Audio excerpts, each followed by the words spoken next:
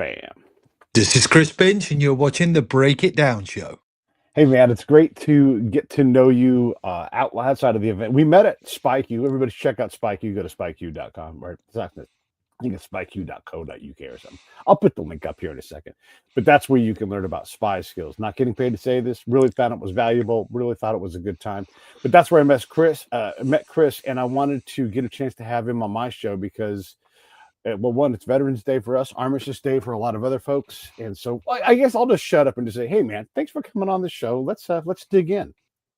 No, my absolute pleasure, pal. Pleasure meeting you at the SpyQ event. Very, very good event. You're right there. I went down with an open mind, and I must admit it exceeded my expectations. It's very good. But thanks for having me on. I've seen some of your episodes and stuff. I like what you do. So happy days. Thanks for having me.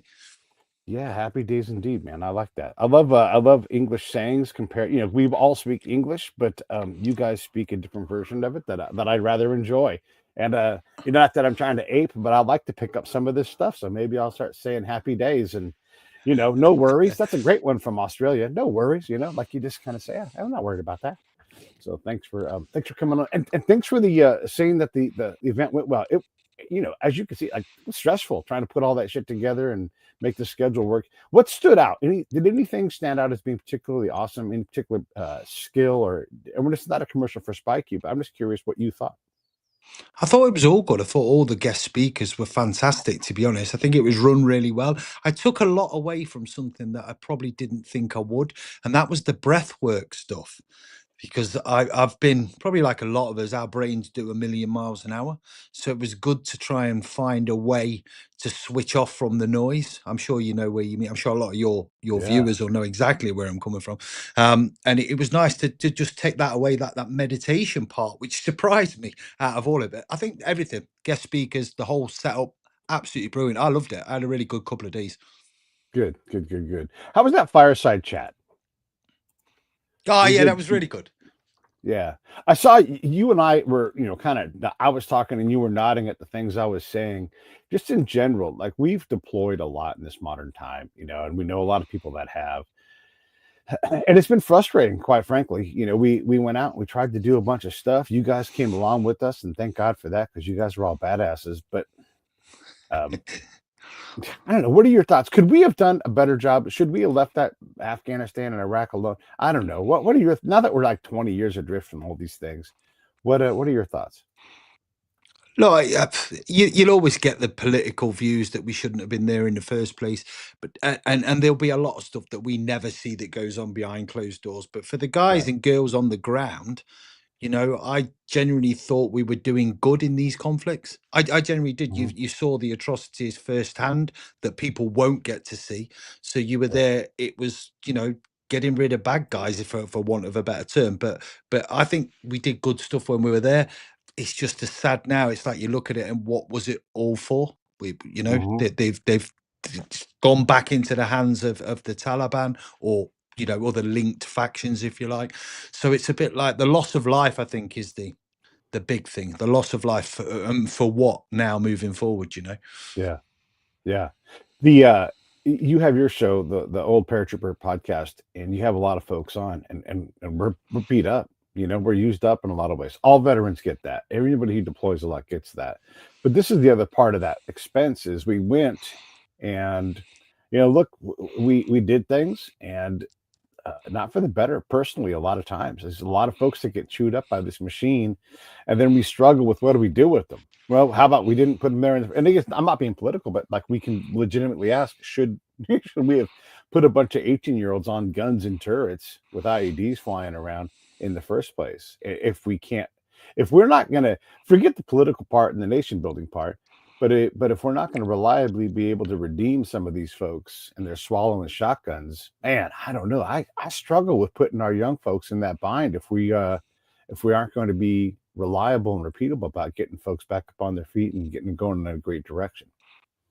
Yeah, no, that's exactly it. You send these young sort of girls and guys over to these conflicts, and then you'll get a lot of people that will sort of turn around and go, oh, well, you knew what you were getting into, which is true. A lot of us did. But at the same time, you expect a level of care after, not to just be come back, leave the military, and then just be forgotten about. And sadly, that seems to be the case, certainly over here in the UK. I'm unaware of the situation in the States, but as we alluded to off air, then we were saying, I think the treatment of veterans over in the States, your treatment of emergency services is a lot better than over here. You're valued a lot more over there. You don't get that value as much over here. And it's sad to see, I think. Yeah, that's interesting. We often compare ourselves to each other, and we should. We're like, I don't know, sibling nations. You're our big brother, and in some ways, we're getting things right that you guys aren't getting right. We still hold ourselves to a high standard on, hey, we're not doing enough. But why do you think? Why is there that separation? Why do you?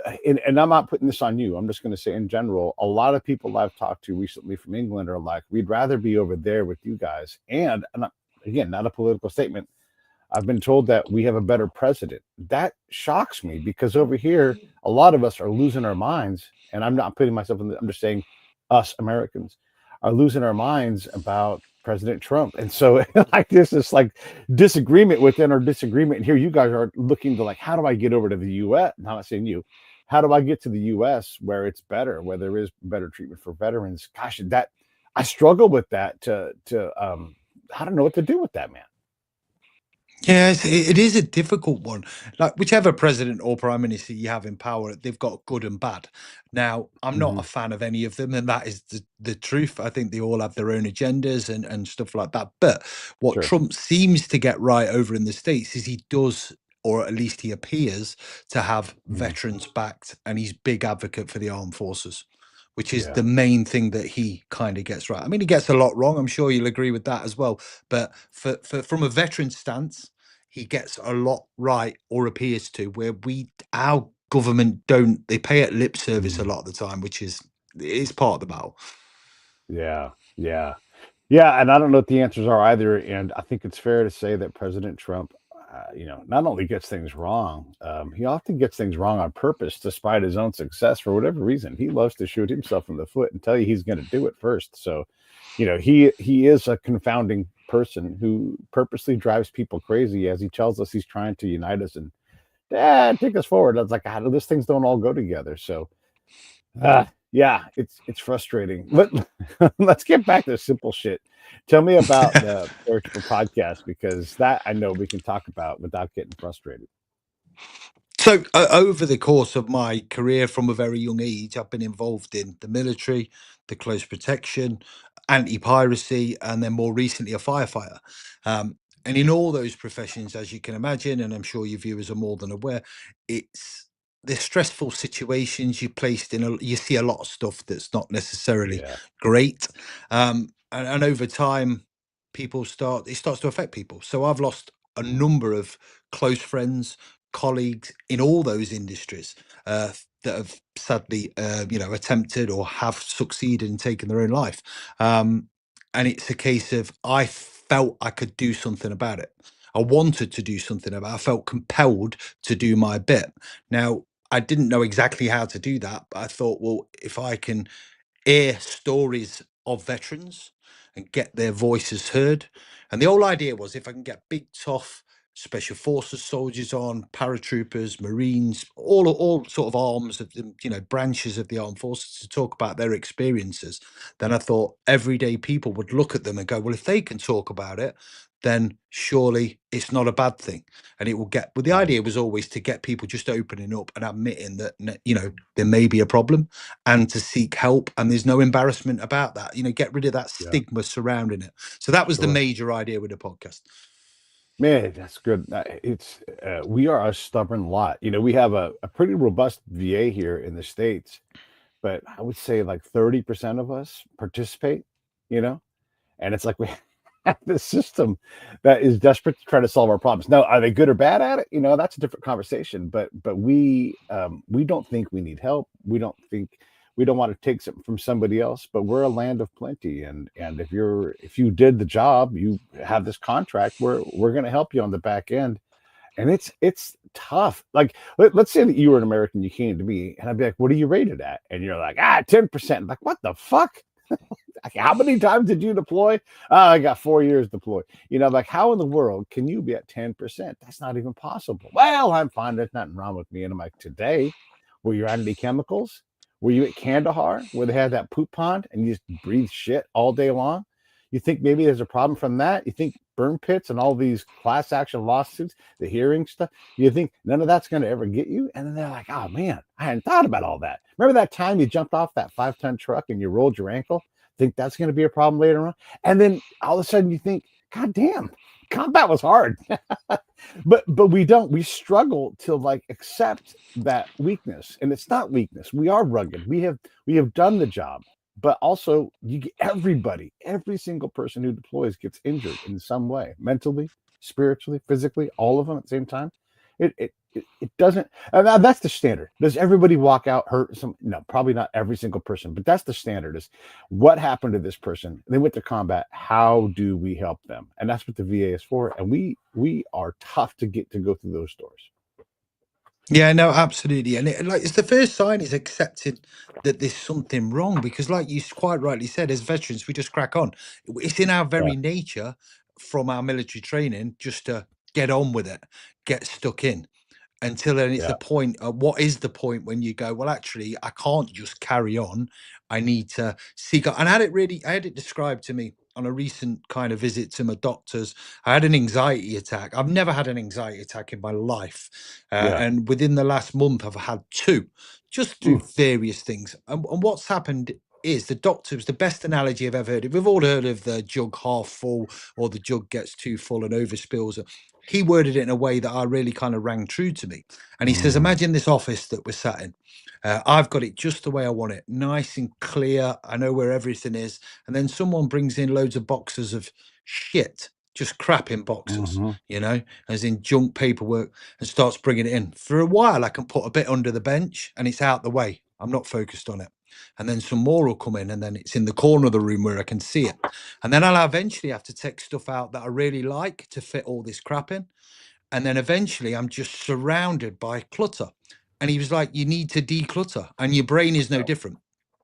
You need to go Yeah. declutter. And however way you do that, whether it's, fitness, the gym, counseling, whatever is your kind of thing that helps you declutter your brain, that's the way you do it. And I thought, well, that's a really good way of me understanding it. Yeah. Yeah. When you talk about all of those things, we are great about getting time on the gun, getting time on the mat, getting into the manuals, reading our history, trying to understand the warrior mind, all that kind of thing. But it's tough to get us to sit in a room and talk about our feelings. We don't like that. And it's hard to find someone that we will trust and open up to, but we'll hold ourselves to these almost impossible standards. I mean, look, the next time I talk to a Green Beret who's like, I can't just sit down and chill out. I have to go cut down every tree in my yard, right? By hand with an axe. Like, that's not going to be the first time I had that conversation. And so we struggle with this, right? Like, we'll look at you as an example. You went on into close protection, obviously a viable like lateral step. I'm going to go do this, and then you did that work doing the stuff off the horn. And when I think about, this is me not judging you, right? But I know guys who did that job, and I know dudes who were dead because they went on and they could never escape. And so that just became the next trap where there was enough money there. And then I think about, how much did you make? Is that it for this part of your life? And again, I'm not judging you, because we all get caught into this, right? And we think the only thing that we're allowed to do is this stuff. Meanwhile, we're just eroding away our soul, eroding away our mind. And we struggle to say, hey, I'm hurt. But if I saw, and we'll just say you again as an example, if I saw your mental wounds or your spiritual wounds open on your body, like on your skin, I treat you way differently than I would day to day. But we can't see them. We even ourselves can't see them. Like I came back, I didn't realize how screwed up I was. I've calmed way down. I've learned to adapt to this new me that I am. But I was willing to put in the work. I was willing to put that before anything else. And so, yeah, swimming helps and it's good therapy. I do jujitsu and I enjoy that. But I also have to, and continue to have to, take care of my mental well-being, because I realized that I did not prioritize that, and it was going to kill me. Yeah, no, It, absolutely. it still may kill me. Yeah, well, Yeah. it's one of the things. It's constant management. There's no real immediate fix. It's about managing it. And again, I don't want to speak here. I am no expert in the topic. These are my personal observations Right. through my career and people I've spoke to. But for a long time in the UK, people went out to bars, and that was a way of socializing and talking to their groups of friends about their experiences. And that is a way Yeah. of counseling, whether you like it or not. That is a form of counseling. Now the bars shutting left, right, and centre in the UK, and people don't go out because they're confined. Well, they're not confined, but they enjoy spending time in their homes, watching social media, watching movies, because you've got everything you need from your home. Bless you. And then, Thank you. but so we don't go out, and we don't, and we are social animals by design. So we Yeah. go out in these groups of people, and we talk, and we have that banter, and we rip the shit out of each other and slag each other off for you being a Yank, me being a Hmm. Brit, and all that kind of stuff. And Right. we're moving away from that, and we're becoming more and more isolated. And that coupled with, when you leave the military, I talk about it a lot. When you walk away from an organization like the fire service, you're no longer surrounded by like-minded individuals that you can go in and have a laugh and take the piss out. And it helps massively. It's a form of counseling, in my opinion. Yeah. Yeah. No, absolutely. It's good to have that camaraderie. One of the things where I get a little bit stuck, or I got stuck for sure, was I was in the military and I did a lot of things with the military, but I was never in the same military as everybody else. I was in this distinct world where I would join into a unit as they were there temporarily, and either I stayed or they stayed. And so I was more of an attachment, right? And so I don't have that unit kind of camaraderie. Yeah, I had a unit that I was in and all that stuff, but it was like a trade doc. It was a training unit, and then the other one doesn't even exist anymore. So I don't have those kind of things. I don't have a hat. I'm not a hat wearing, like a veteran hat wearing kind of guy. I'm not against any people like that, right? But my job by nature was to work as a one man team, or a small element, and so my job just is so different that I struggled to find someone I could relate with. Does that make sense? Yeah, yeah, absolutely, absolutely. And I always said, when you get 1 second, sorry. Yeah. No, what happens is yeah, if when you're fixed in a unit I was in the same platoon, the same company for the time I was in the military. So we became like such a close Right. knit. So when we went on operations, or when we went on um kind of exercises, we were like a well-oiled machine. We all knew what everyone was thinking, everyone was doing. So that's a proper brotherhood. People I'm still in touch with now, 20 years, down the line, that I don't see on a day to day. I'll pick up the phone, or I went over to Australia and saw a mate I'd not seen in 20 odd years, and it were like I saw him yesterday, even though he did look like he was very grey compared to how I Mhm. last remember him. Um but yeah, it was just, if that camaraderie is massive, and that sort of support network, you don't realize Yeah. it at the time. It's not until you step away from it. So when you deploy and a guy like me shows up, I don't know if you ever had a intel guy kind of show up, maybe be your guys' asset for a while, but did you ever have that experience at all? To have someone, it doesn't have to be a spy. It can be civil affairs, psychological operations, any of these other augmenting kind of units. Did you ever have those guys show up and work with you when you were deployed? Oh, absolutely. Yeah, yeah. Of course we did. We had like intelligence sort of officers come and work with us, and various other people and stuff. And it's a little bit difficult for them to fit into the kind of. Yeah, right. Exactly, exactly. But again, that'll depend on what sort of I don't know what sort of person you are. If you Yeah, come, I've always said I judge people on. It doesn't matter what skin color you are, what religion you are, what race you are. If you're a cunt, I'm probably not going to like you, and I know that's pretty right. much, you know. So if you come along, you fit in, you're willing to get on with the guys, you'll fit in, no problem. But if you're generally not a very nice person, then you ain't going to get on Sure. very well. And that's for the whole military. Surely that's the same in the Right. US. Mm. Let's take this and go with it further. So I show up, right? And I just first off, let me ask you this. Can you think of any, we'll call them augmentees? Can you think of any augmentees that showed up that you have any connection with today? No. Right. Right.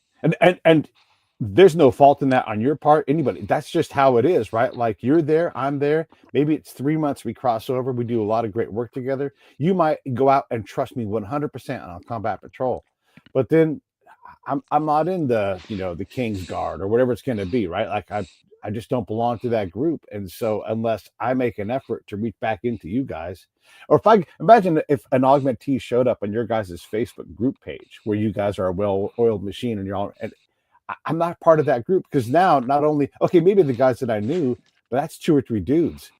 All the other years of dudes that are in that group, they don't want to hear from me, right? And so I can try to make myself part of that group like I once was, but those folks get cut out, and then we got to figure out how do we go to the pub and stand. And look, we have a ways. I'm illustrating this more for the crowd, but you get what I'm saying. Like those folks don't belong to you, and you don't belong to us, and so there is a gap there that's kind of crazy.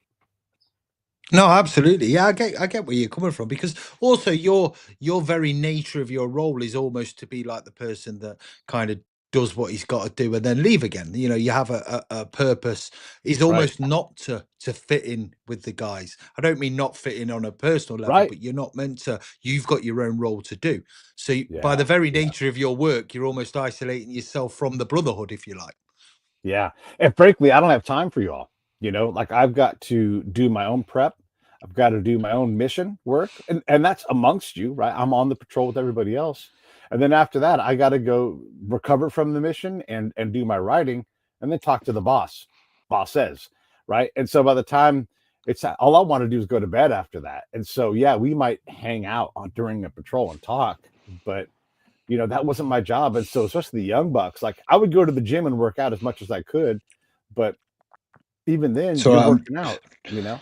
trying to put I've done that schoolboy error. What I've done, Pete, is I've not put my phone on silent, and I do apologise Yeah. for that. That's very Well, no, very I don't. unprofessional of me.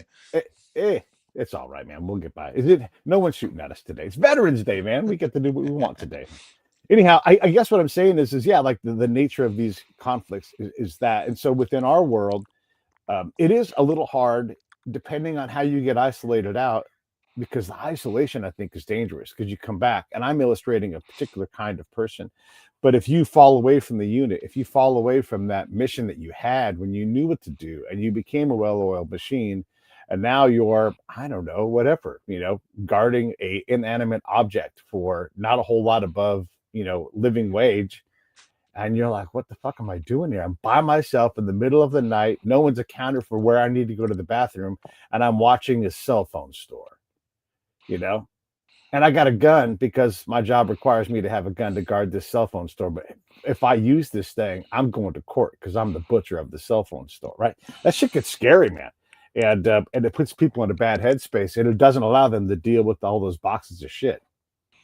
No, absolutely. You know, we go on out about again. This is part of the support in veterans. So again, there are, although not officially transferable skills, but there's a lot of Right. transferable skills that a military person can bring to a lot of employers. You know, that Mhm. teamwork, that loyalty, that, all those kind of things. But again, we find it difficult to get employment after we leave the military or after we step away. And that I think that's why a lot of us go into like sort of very, very similar careers, like the close protection, like the anti-piracy, the Yeah. services, hey, kind of, fire service, police force, because it's sort of like-minded individuals again. But it's difficult to find that settling after you leave the military. I found Yeah. it's very difficult. I move around. The fire service for me was the longest job I've done of 12 years, and I was probably ready to leave it after 8, if I'm honest. Yeah. Why True is that? Is story. that just you? Is that just a thing that Chris does? That Chris needs to move on? Partly my brain. I think that has probably a lot to answer for, but also, uh, look, for the first several years in the fire service, you're learning. You're Mm, driving a fire engine. You're learning your skills. Took me probably 7 or 8 years to feel comfortable and knowing the role. And I still right. had way more to learn. But for me, I just got kind of bored with it, coupled with bad management. I see that Mm, quite a lot. There's a lot of bad management in them organizations. They know it. They're just not prepared to fix it. And you're not valued, and you'll probably look back now over your military service, and I might be controversial in saying this, but you are just a number in the military. right. Yeah. you're just an expendable kind of asset to them at the time. As soon as you're no longer required or useful, you're like, yeah, whatever. We see it all the time when people sign off from the military. They're like, well, you've signed off. You're no longer interested. We'll give you a shit posting. You can go and work in the stores. You can go and do this because you're no use to us. The fire service Yeah. is no different. You know that once you leave, there's no support network. You can even be leaving, and your boss won't even come and say bye, congratulations, that carry on and moving on. Just saying. Do you know what I mean? Yeah. So Yeah, yeah, yeah. Well, and by nature, the army wants a certain percentage of us to get the fuck out because, and I'm saying the army, the military, wants us to get out. Like, hey, we don't need as many of you. And then there is that contract complex where, like, hey, how about you do close protection? Hey, how about you go lay down on a boat off the Horn of Africa and keep the pirates away? And all that sounds sexy.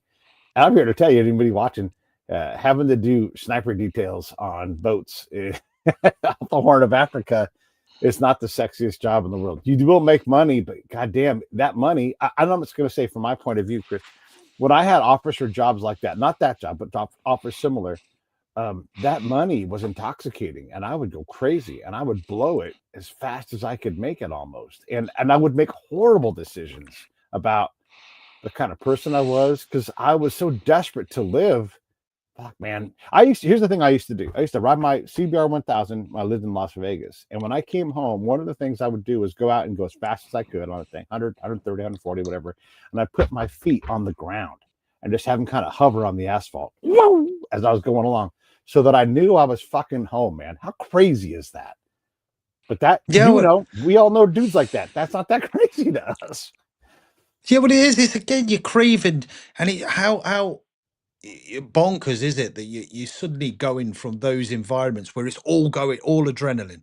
Yeah. You've got this massive dopamine hit, and then the Yeah. next thing you know, you're back in Walmart for the American people that are watching, or a Tesco's here, or a Sainsbury's, walking around doing your shopping for your meal that night. Yet Yeah. 24 hours, 48 hours before, you were getting blown up in Baghdad, or you were getting shot at. And it's a Yeah. difficult transition for anyone to make. So Oh, that alone plays havoc on your brain. You know what I mean? Oh, I do. I remember I came back and I'm like, I've got to change. I've got to do something else, right? And it took a long time for me to do that change. What I thought it was going to be and what it ended up being two different things.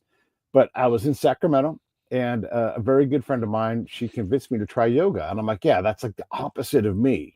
So let me go try that. And so he paid for me to get some private lessons, and I'm in this park with her, and they've got this lovely rose garden off about 40 yards away. And then the lady is doing her yoga stuff with me. She's like, all right, create a soft focus. I'm like, yep, I see it. I see those roses. I see, yep. She's like, nope, that's a laser. That's a laser focus. And I'm like, that's the only one I got.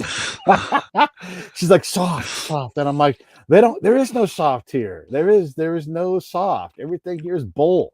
I'm just all like, dude. And and I realized like how far away I was from that switch. And the other thing I would say is I'd be in that lady's studio doing yoga. And it wasn't long, but it was an era where I tried to like, can I do this? And I would be in there and I would start laughing because I'd realized that like a month before, 3 months before, I was in a plywood hut lifting iron with infantry dudes. And now I'm in this swanky high-end yoga studio with all these middle-aged ladies wearing the yoga pants. And I was just like, this is like a totally different world, man. And I don't know, that for me was like, it was so preposterous to be in this situation. I would out loud laugh and disturb the whole class because it was just, I cannot believe the different worlds that I am in right now. Yeah, I can relate to that because my missus is quite into a meditation. And she should try it. Try this app. So we downloaded Yeah, the app. We're laying there. We're listening to and I my head's off a million miles an hour. I'm thinking, right. right, I know what workout I'm going to do tomorrow in the gym, or what I've got planned for the day. I can't tune into it. That's where, like we talked about, the SpyQ and the breath work, the Mm-hmm. listening there and almost tuning into you're kind of listening to your own breath and your breathing circulation and stuff like that. I've tried it a few times, and you know what? I actually kind of, it's the only thing that helps me almost switch off. even be it for a few minutes. Hmm. But that kind of works. But it's difficult. Look, like I say, your brain's doing a million miles an hour. It is impossible to switch off from a conflict to being back in your home country, your hometown, shopping, and doing the stuff. I talked about this yesterday on a podcast with someone that I had on, and for people leaving the military, it is the everyday stuff. It's the paying the bills. It is Yeah. the kind of managing your life because it's done for you in the military. You're given a set of orders. It's a simple life. When you're away on ops, it is a simple life. You know exactly where you've got to be, what you've got to do. Nothing else outside of that matters. Yeah. There's probably Yeah. no real social media. It's just your job, your focus. You don't have to worry. You come back. There's all sorts of stresses here in normal life that you can't get. How crazy is that?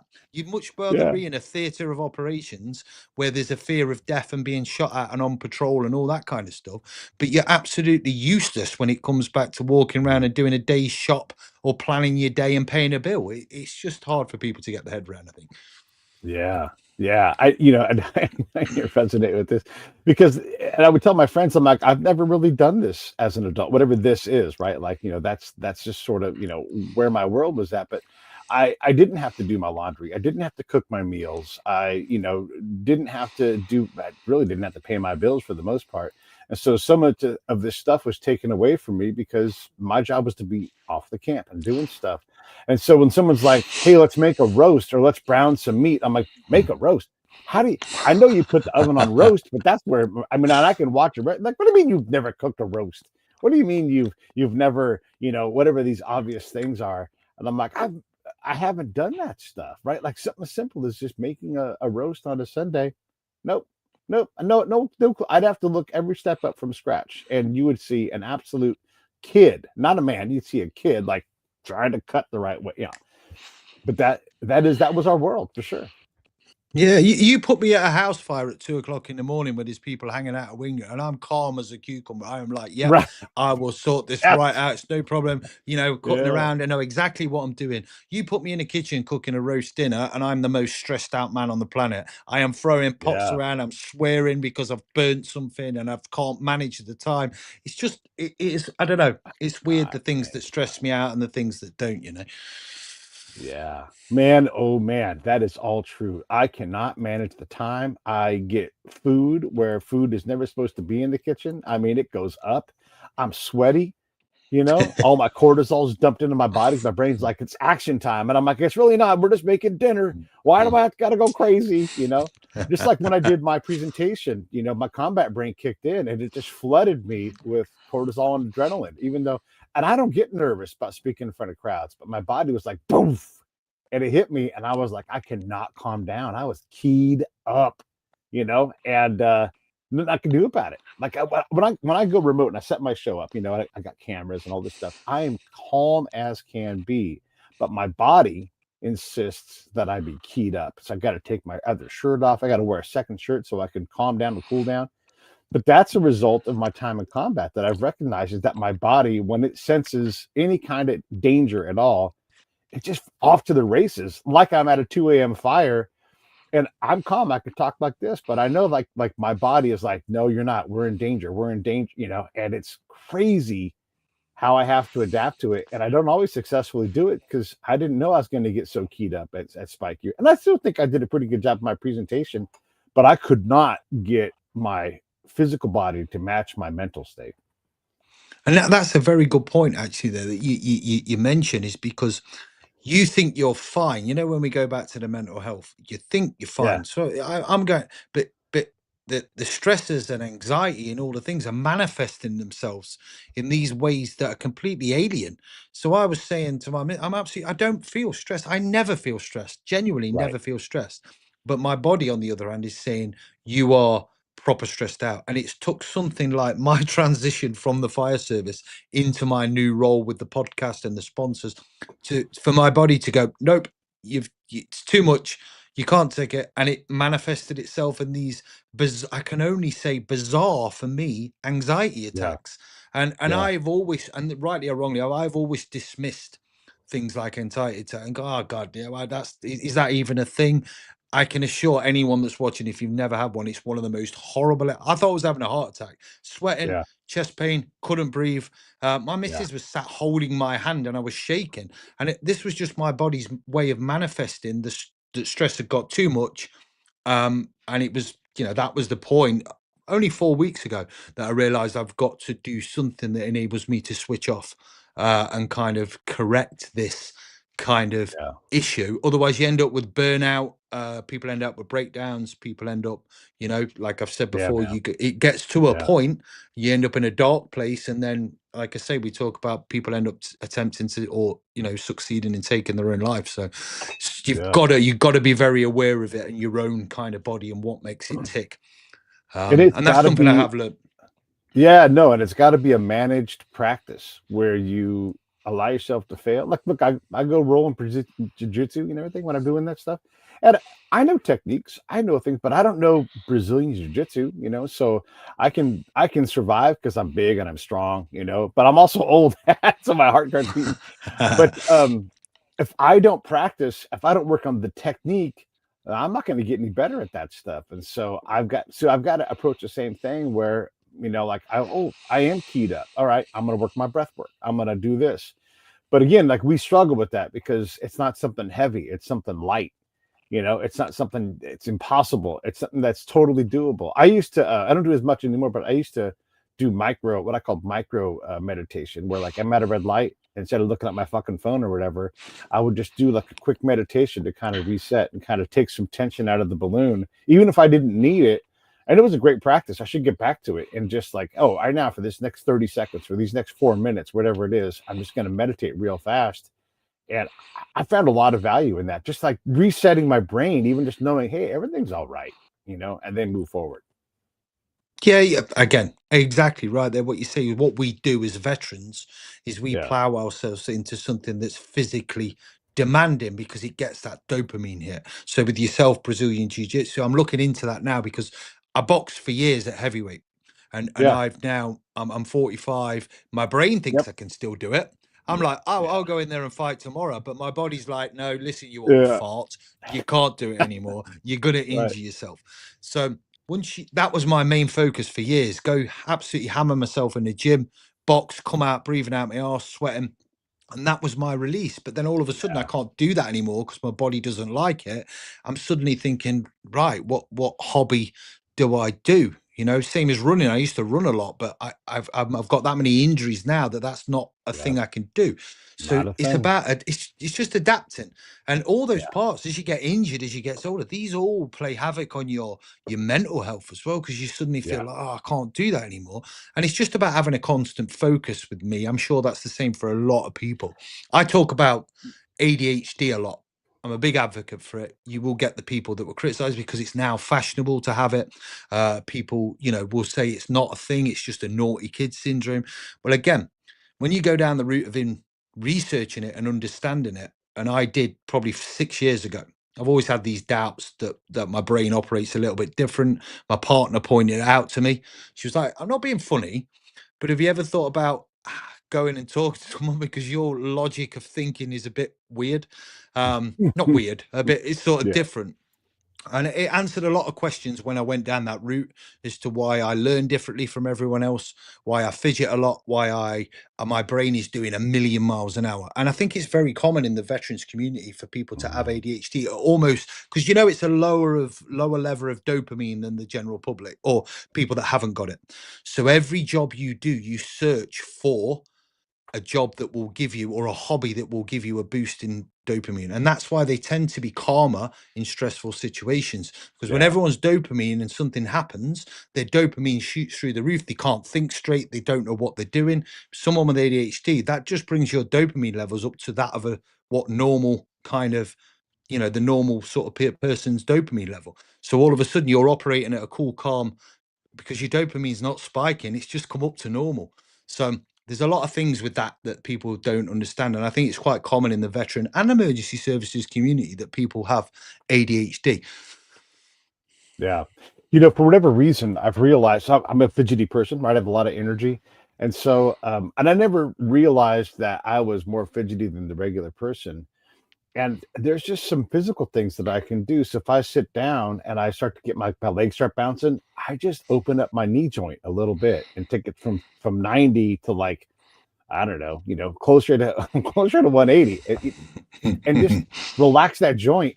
And all of a sudden, my legs aren't going. I'm like, oh my god, and it just calms me down, And then again, I reposition my brain. I used to. It doesn't happen as often, but it does happen every now and then. But like that blanket of dread would just hit me when I left my house. And so my psychologist and I figured out that if I go out the back door when that happens and just reset my brain, that blanket of dread might still be there, right? But there's a chance that, and pretty reliably, it would reset, and I'd be like, everything's all right. And even if today's a bad day, I live in Orange County. It's awesome here. It's not dangerous. And I had to say these things out loud so I could calm down before I went into, even if I just slogged through that day and it was just going to be a hard day, that was fine. But I could recover a good number of days to the point where that whole blanket thing does happen, but it's not like it used to be. I don't dread the dread coming either, And so I've lowered that, all of that stuff. But Chris, that took and takes a lot of work for me to do that.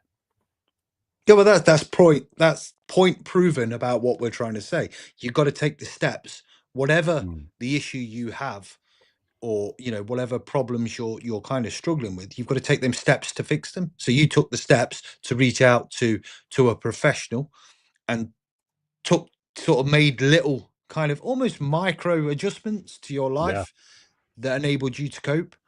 And that's the same with a lot. Now I can't tar everyone with the same brush, obviously, because there are a sure. lot of people that are a lot worse in worse situations, and I can't sit here and go, well, you need to get out for a walk because that will sort you out. No, yeah, everyone's different. But for Right. me, if I'm feeling down, if I'm feeling anxious, I live on the edge of Sherwood Forest. I go for a walk in the forest.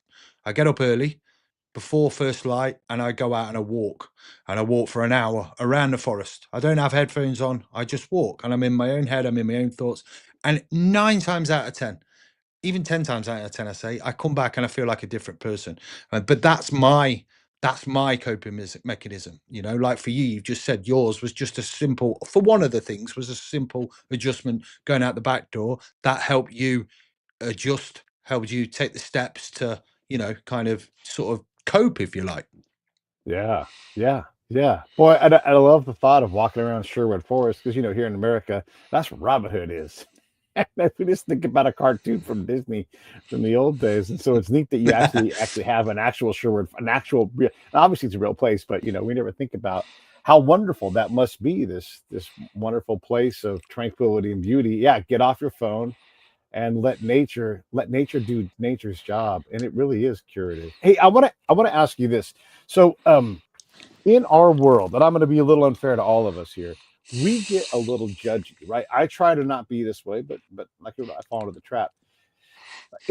So there's no, granted we had a badge, but nobody cares about our badge, and if I pulled it out, you'd be like, what the fuck is that? So it's not a real good proof that Pete was a good spy, right? So when I meet up with dudes, I don't try to brag on my resume, plus that shit was way a long time ago, but we do kind of try to measure up in our conversations.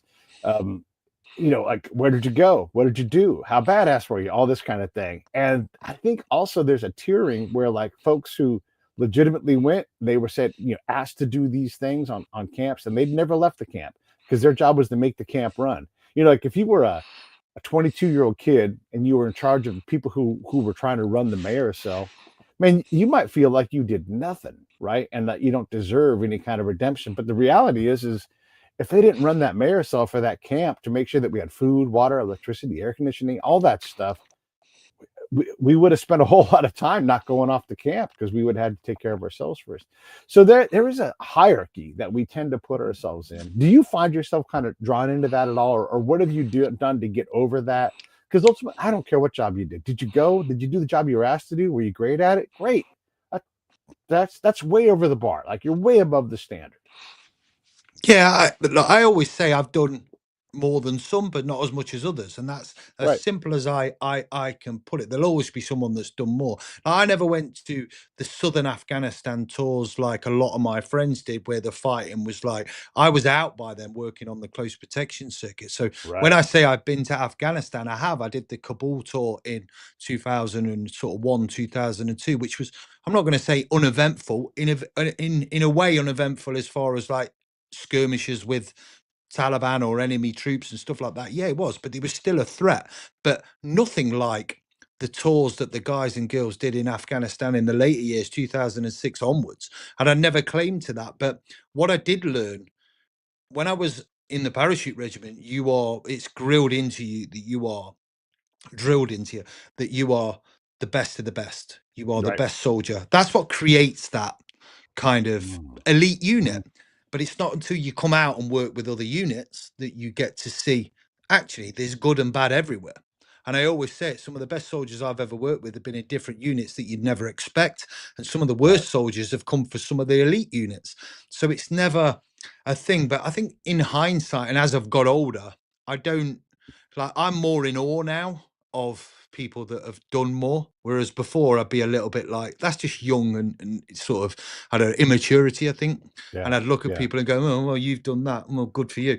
I'm not like that anymore. That was 20 years ago. Now I'm like, wow. And I will sit and listen to people's stories and I'll be in awe. And like, I will tell people about it. I go, you need to talk to this guy because what he's done is absolutely incredible.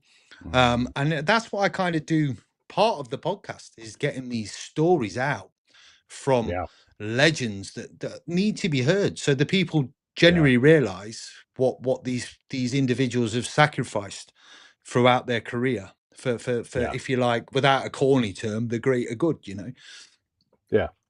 Yeah, yeah, and again, we're a tough lot to get on, on the mic. It's not about me. I'm a silent warrior. All of these things, but it turns out it's all right. We are all already talking about that. You're talking about it. I'm talking about it. We bring people on. I get people all the time because I can get them, and nobody else is going to get them. And then hopefully that will get them out enough that they go, "Oh, that wasn't that bad." Even in my field where everything's classified, like, we won't talk about the classified stuff then. We'll just talk about the cool shit that we do, we practice, whatever it is, right? And I would say pretty reliably, once they've done that, they realize it wasn't that bad and that fear goes away. And then maybe they never go on another show, but at least they had that one shot of kind of talking about their thing. And to me, from my experience, thousands of shows, this shit works. Absolutely. And look, I will never apologize for going on and talking about my experiences because I know why I do it. Is because I've always said I want to create a platform. And look, there might have been a lot of people, but people that know me know what I'm about. I want to create a platform where I can genuinely help people. That is what Yeah. I want to do. I want to build a following where I can help people and signpost people. And if someone's having a shit day, I can put something out there on social media, whether it's a just giving page or I can raise money Yeah. and then have a following to go, right, we can do something as a whole to change this person's life and put them in a better position. And Yeah. that was my goal from the start. And I'm hoping that will never change. That's my driving force now.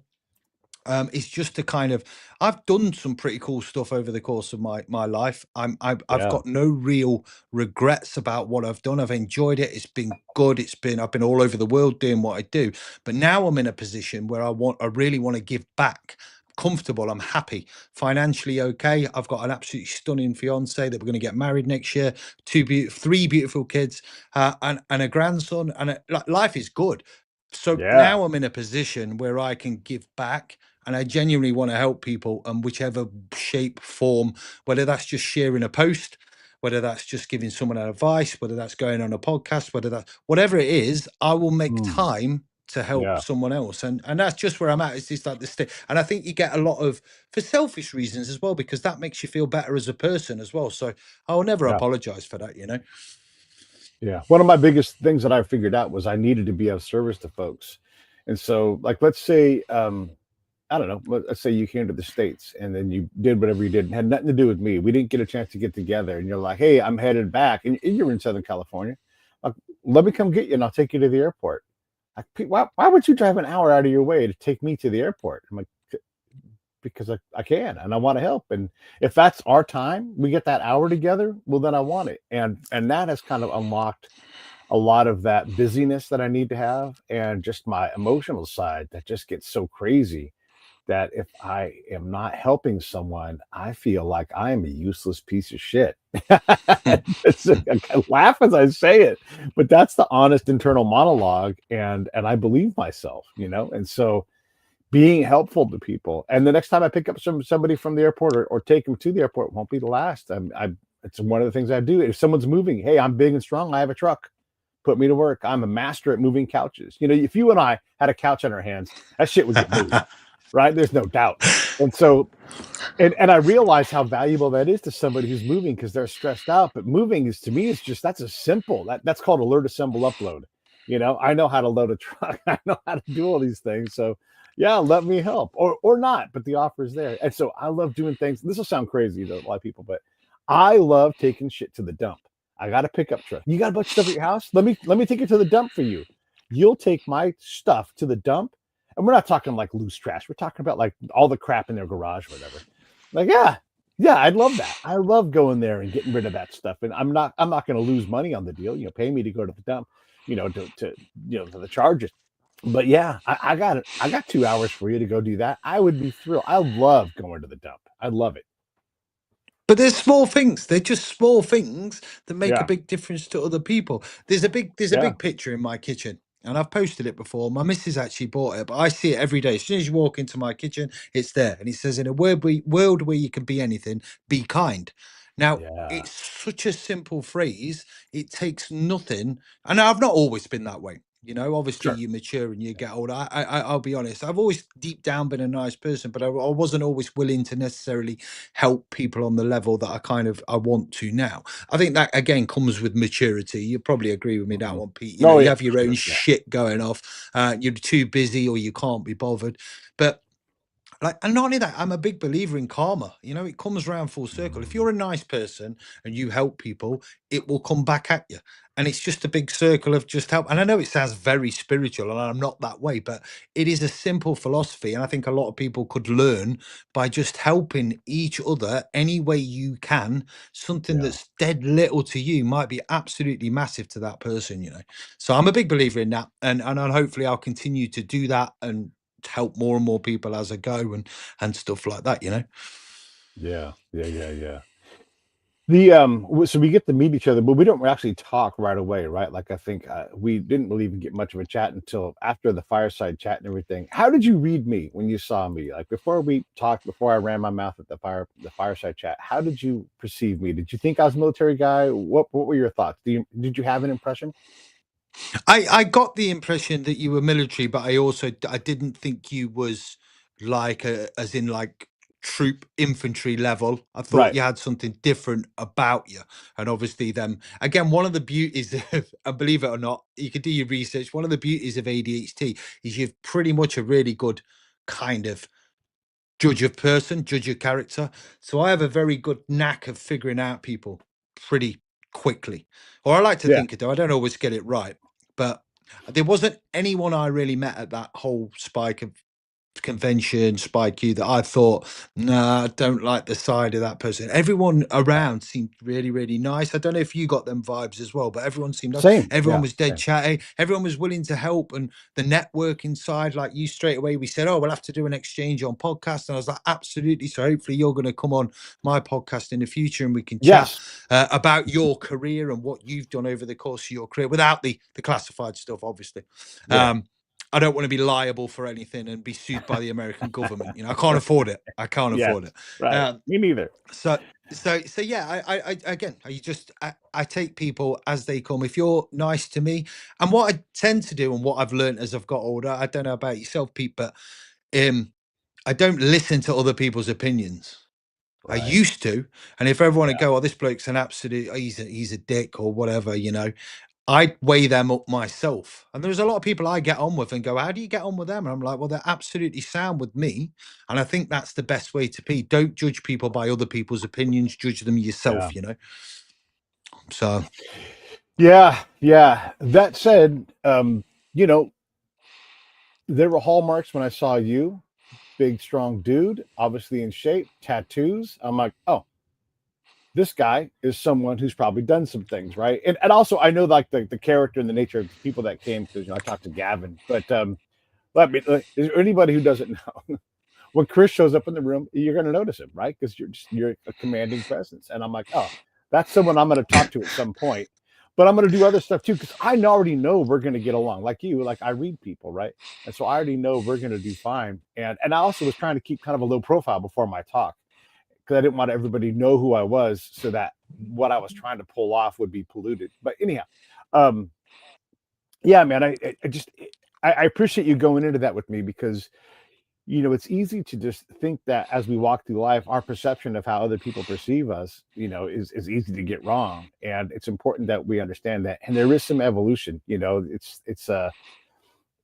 that's why I said the whole thing about the tiers of like what you did. And like, someone's always done more, someone's always been in more danger, someone who shouldn't have been exposed to danger, got exposed to danger in a nasty way. And we all have to deal with these things. So I appreciate you going down that road with me. I guess one more thing I wanted to ask you about when you look at your transitions through close protection, doing the work, the counter piracy stuff, the obviously, the stuff in your unit. What's your favorite time? Like, what's the time where you're like most nostalgic, even if it's not accurate what you think about it now? Which time was the best time? I'd have to say for me, and I don't know whether it's because of the period of time I was in, but 17 to 24, I was in the military. So I always feel like wherever you're at, which part of life, whether it's university, whether it's whatever, between the ages of 17 and your early 20s, you are Mhm. carefree. You're out with your friends, you're enjoying, you're discovering the opposite sex, you're kind of it's a period of discovery. So Yeah, I would have to say that it just so happened to coincide with the several years I was in the parachute regiment. So for me, I have to, and I always say it, them sort of life skills, them values, all that kind of stuff I learned at 17 years of age, coming through the parachute regiment training through depot. Um, of what shaped me as a human and the person I am now. I still live by them values now. And when times get hard, I'm thinking, no, you was a 17-year-old that come through one of the hardest selection courses in the British Army. So I yeah, know I've got more to draw on. So I take all them things moving forward, and I have done through life, but it'd have to be that period between 17 and 24 in the military was probably my best period of my life, as in a career wise.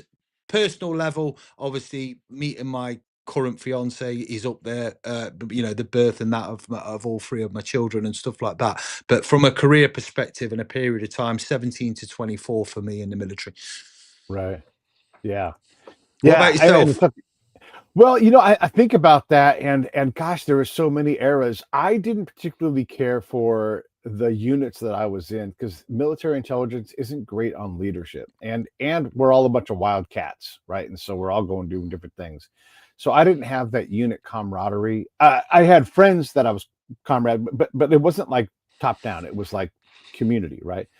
So when I think about my favorite time, I don't know. I mean, I'm not mad about being in Germany, and having a good time. I wish I would have done more at that time. I suppose my favorite time when I was in service was I really enjoyed this era when I was in the Baghdad province in 2009, 2011 timeframe. I was in a good spot. I had a great mission. I was able to contribute, and I and at least for a little while, I had a good relationship back at home, and things were really great, and I really enjoyed the professional aspect of it. So that's what I would say. But it took me a long time. It took me that long from 94, a long time to get to where I was competent. Like I would say it took me, and I could have done it faster if I had access, like less barriers to it. But it took me about 10 years to really become an excellent field collector. And so once I had that on and I had my black belt, I'm like, oh, I can get way better still, but I'm so much ahead of everybody else. And that's not me bragging. That's just saying, like, this is where I'm at, right? There is no selection. Like, you just go through and you have to do it. And in my field, Chris, we graduate away from the combat side of it. You promote and you're in charge of shit. And you need to promote and be in charge of shit to promote.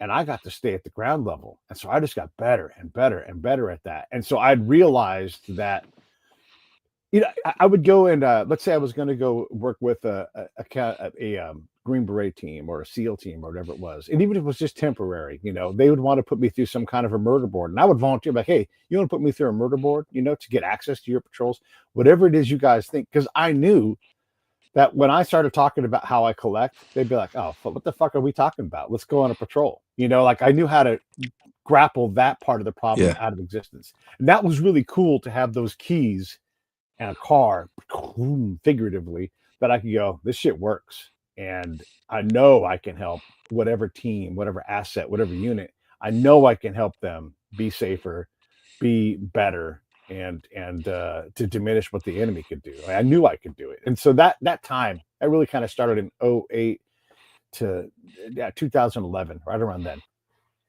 Yeah, I mean, I was out in Iraq probably the same time as you. I was out there then on the CP market, and it was an interesting time over in Iraq then as well. It was between 2004 2011. It was a very very kind of volatile, but also you had your wits about you, didn't you, all the time, Yeah. because it was a very very dangerous place, wasn't it? Yeah, yeah. I mean, on the wrong day at the wrong time, it was the most dangerous place. But also, it had a level of permissiveness that allowed us to try to do a lot. And I think of all the modern wars that we did, it's not pretty, but Iraq has a democracy. They have a parliament. They run their own elections, and as they've gotten further and further from conflict, that place has gotten more stable. It's not that it's 100% stable. There's still risk there, but that country has a real shot at doing well, and we'll have to see how it goes. But if it was even safer 10 years from now, I wouldn't be surprised. And maybe that will be our delayed legacy, is that, hey, Iraq got to be like a Middle Eastern Korea, where it really started thriving at some point. Hopefully that happens. Yeah, absolutely, absolutely. I mean, it was, if you go back to the 60s, 70s, and even like through the 80s, and see pictures of downtown Baghdad, it was a thriving sort of beautiful place, Yeah, absolutely stunning yeah, place. And you had glimmers of that while we were there, but unfortunately, sure, the stuff unfolded that it did. And I do hear that now, that it's kind of moving that way and stuff like that. So no, fair play. yeah. Yeah. Well, listen, what else do you want to get into? Otherwise, I'm going to wrap this up. We've done an hour. And man, thank you. And thank you for celebrating Veterans Day with me, because it's cool to be able to do this. I'm going to go sit on some other guy's show and host a bunch of veterans on his thing. So you guys can all watch me and Jason DeBillius' show. Check him out on Facebook. You'll find Jason DeBillius. It's not hard. But thanks for coming on. Anything else you want to talk about? Anything else you want to cover before we wrap this up? No, I think we've covered everything. And like I say, if I could just ask everyone that's watching to go give the podcast a kind of follow, it helps me, as I said, build that platform and get the messages out there further and farther afield, and hopefully help more and more people, and getting them the help that they need. That's the ultimate goal. But no, look, Pete, thanks for having me on. I look forward to chatting to you about your career in the future on my podcast, hopefully within the next few weeks, brother. Yeah, yeah, whenever you want. And I'm going to put the link up for the podcast here. Look, it's pretty simple. I'm going to put the YouTube link up, but you guys can watch these guys anywhere. And if I can get my computer to cooperate here. All right, so here is the handle on YouTube. This is where I send people. Chris, where do you want folks to go check out the show? Well, give me if you're happy to give me a follow on, a subscribe on YouTube, Instagram, and Facebook. Absolutely brilliant. It's all the Old Paratrooper Podcast. You can Google it. I pop up my ugly face. Can't miss it. So on any of them, please, yeah, give me a follow. Like I say, helps get the messages out there and raise that awareness about mental health within the veterans and emergency services communities. Yeah, and you got some badass guests too. I can't wait to poach. So I'll be bugging you about that as well. All right, man, stand by. No I'll say dramas. goodbye to you. Everybody else, I'll see you tomorrow. I'll be on Jason DeBillius' show in a couple hours, probably starting about 10 o'clock in the morning Pacific time. So if you guys want to check us out, we got a bunch of veterans running through, and that'll be fun. Jason's a cool dude. All right, so thank you all for watching. Yeah, click, like, subscribe. That's how you help these folks, and subscribe to their stuff, and maybe pick up a little bit of a sponsorship. So I will talk to you all later on. Hang on.